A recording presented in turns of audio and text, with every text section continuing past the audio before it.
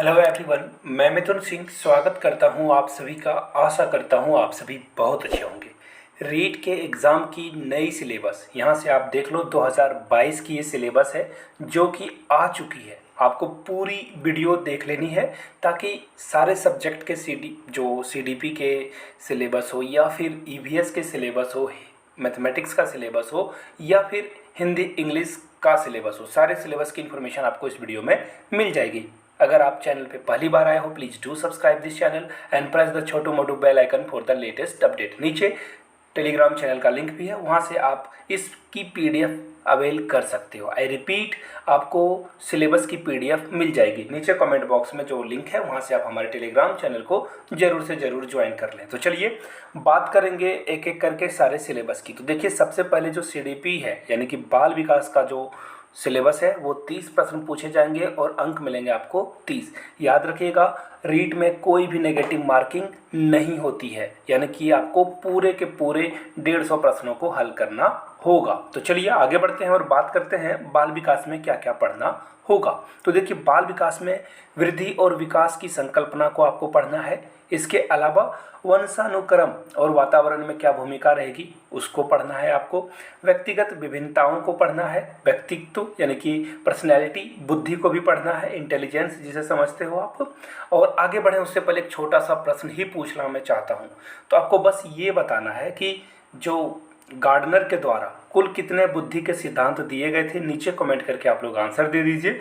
मुझे पता चल जाएगा कि आप लोग कितने सीरियस कैंडिडेट इस वीडियो को देख रहे हैं। आगे बढ़ेंगे और बात करेंगे विभिन्न अधिगमकर्ताओं की समझ से भी प्रश्न पूछे जाएंगे, जिसमें प्रतिभाशाली बच्चे, सृजनशील बच्चे, विशेष आवश्यकता वाले बच्चे, अधिगम अक्षमता युक्त बच्चे, इनकी भी जो है आपको सिलेबस के अंदर इन चीज़ों को भी पढ़ना होगा। अधिगम में आने वाली कठिनाइयों, समायोजन की संकल्पना एवं तरीके और इसमें अध्यापक की क्या भूमिका रहती है वो भी आपको पढ़ना होगा।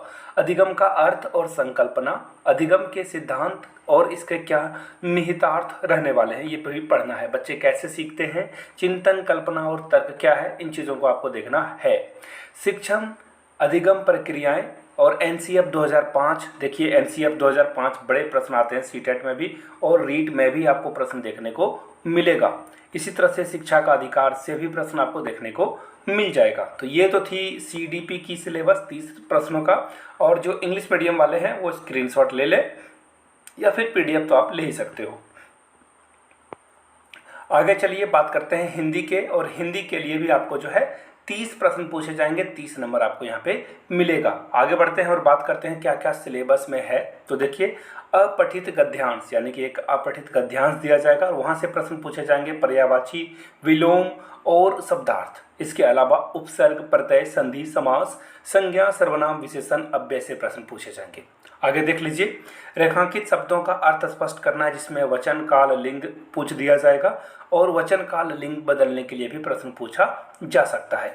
वाक्य रचना में वाक्य के अंग, वाक्य के प्रकार, पदबंध, मुहावरे, लोकोक्तियाँ, विराम चिन्ह, भाषा की शिक्षण विधि, भाषा शिक्षण के उपागम, भाषा दक्षता का विकास और पढ़ने, सुनने, बोलने के लिए क्या क्या कठिनाइयाँ, चुनौतियाँ आती है, इस पे प्रश्न बनेंगे। तो 1 से 5 तक के जो राज्य सरकार के सिलेबस है उसे आपको देख लेना होगा, लेकिन कठिनाई का स्तर 10 तक रहेगा। इस बात को आप याद रखना। अब बात करें इंग्लिश में एज अ लैंग्वेज 1 की, तो लैंग्वेज 1 तो कोई रखता नहीं है, तो मैं लैंग्वेज 2 की ओर ले चलता हूँ आपको। और ये संस्कृत का सिलेबस है। जी हाँ, ये संस्कृत का सिलेबस है। जिनको संस्कृत का सिलेबस देखना है 1 बाय 1 आप देख सकते हो। तो चलिए, और ये रहा उर्दू का सिलेबस। खैर, उर्दू, ये रहा सिंधी का सिलेबस, फिर ये पंजाबी का सिलेबस एंड ये रहा फिर से आपको दिख जाएगा हिंदी भाषा 2 की, यानी भाषा 2 के रूप में जो हिंदी को लेंगे उनके लिए, और लैंग्वेज जिनका इंग्लिश एज अ 2 रहेगा उनके लिए। तो देखिए, आगे बढ़े उससे पहले मैं आपको बता दूँ, रीट के जितने भी एग्ज़ाम हुए हैं उसके प्रीवियस ईयर क्वेश्चन पेपर को आप अगर अवेल करना चाहते हो तो जी हाँ, 100 रुपीज़ का एक छोटा सा ट्रांजेक्शन करना है। रीट के सारे प्रीवियस ईयर पेपर आपको मिल जाएंगे प्रैक्टिस पेपर के साथ। तो इसके लिए मेल कर लेना है आपको yourmithunsingh@gmail.com पे। यहाँ से आपको मेरी ईमेल आईडी दिख रही होगी। इंस्टा पे हो then do follow me @imithunsingh। Instagram पे भी आप मुझसे क्वेश्चन पूछ सकते हो regarding question paper of REET. आगे देखिए, इंग्लिश के सिलेबस की अगर मैं बात करूँ तो 30 प्रश्न यहाँ से भी पूछे जाएंगे। टोटल मार्क्स 30 का ही रहेगा, no negative marking. I repeat, no negative marking. Unseen आपको पैसेज पूछा जाएगा और यहाँ पे लिंकिंग डिवाइसेस से सब्जेक्ट वर्ब जो है इससे प्रश्न पूछा जाएगा। अनसीन पोएम से भी प्रश्न रहेगा और मॉडल एक्सिलरी वर्ब वगैरह से भी प्रश्न पूछे जाएंगे। इडियम फ्रेजेस से भी क्वेश्चन पूछे जाएंगे और सोनेट वगैरह, शॉर्ट ड्रामा और शॉर्ट स्टोरी से भी क्वेश्चन पूछे जाएंगे। Basic knowledge of English sounds and symbols, इससे प्रश्न तो बहुत आते हैं, प्लीज़ इससे जरूर कर लेना आप। Principle of teaching English, communicative approach of English language, teaching challenges of teaching English, difficulties in learning, English का जो रोल है होम लैंग्वेज में, मल्टीलिंग्विज्म में, वो सब चीज़ों को देख लेना आप। Method of evolution, remedial teaching क्या है, इन चीज़ों पे आपको खास ध्यान रखना है। तो ये इंग्लिश का सिलेबस था। आगे अब मैं बात करता हूँ, चलिए थोड़ा और बढ़ जाता हूँ और ईवीएस की आपको मैं सिलेबस दिखा देता हूँ। और वेट अ मोमेंट, ईवीएस के बारे से पहले देखो ये मैथमेटिक्स का सिलेबस। यहाँ पे देख लीजिए, 1 करोड़ तक की पूर्ण संख्याएं, स्थानीय मान, तुलना करना और जोड़ घटाव गुना भाग और भारतीय मुद्रा के बारे में आपको जानना चाहिए। मैथमेटिक्स से भी 30 प्रश्न पूछे जाएंगे और इसका मैंने पहला आपको बताया। भिन्न की अवधारणा, उचित भिन्न, समान हर वाले, उचित भिन्नों की तुलना, मिश्र भिन्न, इनसे प्रश्न पूछे जाएंगे। एलसीएम एचसीएफ से भी प्रश्न पूछा जाएगा। प्राइम फैक्टर यानी कि अभाज्य गुणनखंड से भी प्रश्न पूछा जाएगा। एकीक नियम से भी प्रश्न पूछे जाएंगे। औसत, लाभ हानि, simple interest, profit loss, average, ये आप समझ रहे हो, इससे भी आपसे क्वेश्चन पूछे जाएंगे। आगे देख लीजिए, समतल और वक्रतल, समतल एवं ठोस ज्यामितीय आकृति, यानी कि जो आपको क्वेश्चन देखने को मिलेगा वो ज्योमेट्री से भी प्रश्न देखने को मिल जाएगा।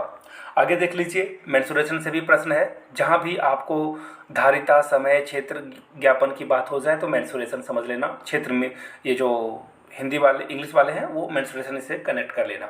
गणित की प्रकृति, यहाँ से देखो अब पेडागोजी के प्रश्न आपको देखने को मिलेगा।